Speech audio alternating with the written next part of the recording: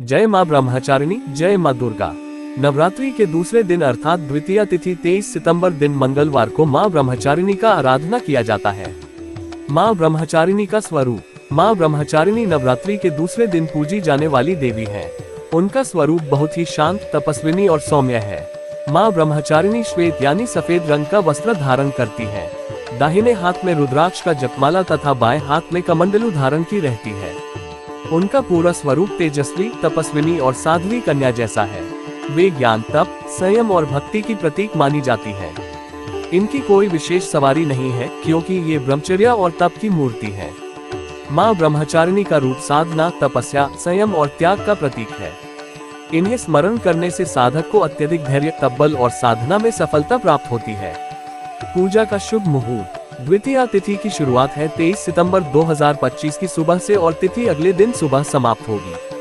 ब्रह्मचारिणी पूजा के लिए मुहूर्त का समय सुबह शुरुआती घंटों में ही श्रेष्ठ माना जाता है।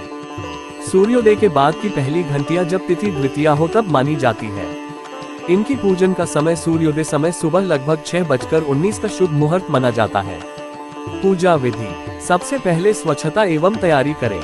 पूजा स्थान एवं मूर्ति या तस्वीर को अच्छी तरह साफ करें। सफेद वस्त्र पहने। सफेद रंग मां ब्रह्मचारिणी की शुद्धता और तपस्विता का प्रतीक है। सफेद मोगरा फूल या अन्य सफेद फूलों का उपयोग करें। अगर संभव हो तो सुंदर गंध, चंदन, दीपक, धूप आदि लगाएं। इसके उपरांत मूर्ति या चित्र को स्थापित करें। जल, दूध, दही आदि से अभिषेक करें।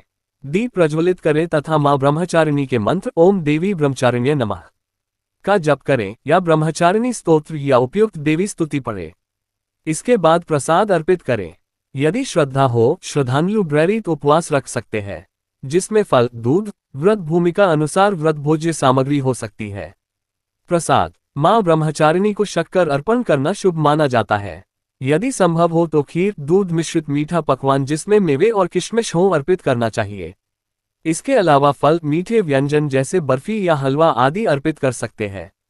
जय मां ब्रह्मचारिणी, जय मां दुर्गे।